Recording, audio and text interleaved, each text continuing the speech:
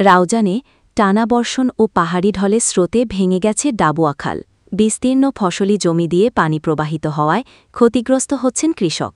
রাউজান পৌরসভার ৪ নং ওয়ার্ড ও উপজেলার চিকদাইর ইউনিয়নের অনেক কৃষকের বীজতলা নষ্ট হয়ে গেছে। তাছাড়া বসতঘরে পানি প্রবেশ করায় দুর্ভোগে পড়তে হয় স্থানীয়দের। বীজতলার ক্ষতির কারণে লোকসানের পাশাপাশি খালের ভাঙা অংশ দিয়ে পানি প্রবাহিত হয়ে চাষাবাদ বন্ধ হওয়ার আশঙ্কায় দিশেহারা কৃষকেরা। এখানে পাহাড়ি ঢল নামছে, পাহাড়ি ঢলের বর্ণনা এখানে আমাদের বেড়িবাঁধটা ভেঙে গেছে। বেড়িবাঁধ ভাঙার পরে আমার এখানে অনেক জমি, এখন ক্ষেতকে চাষ শুরু করতে পারবো না।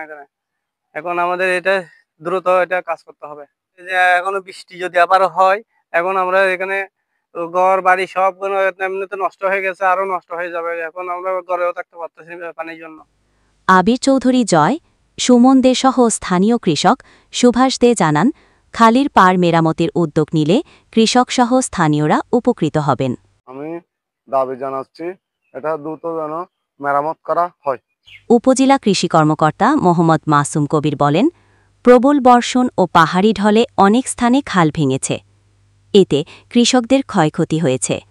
রাউজান উপজেলায় দায়িত্বপ্রাপ্ত পানি উন্নয়ন বোর্ডের রাঙ্গামাটি জেলা নির্বাহী প্রকৌশলী নয়ন কুমার ত্রিপুরা বলেন, খালের ভাঙনের বিষয়টি আমরা অবগত আছি। শুধু এক স্থানে না, খালের আরও ২-৩টি পয়েন্টে ভাঙন আছে। এইগুলো আমাদের প্রোগ্রামে দেওয়া আছে, শীঘ্রই কাজ করা হবে।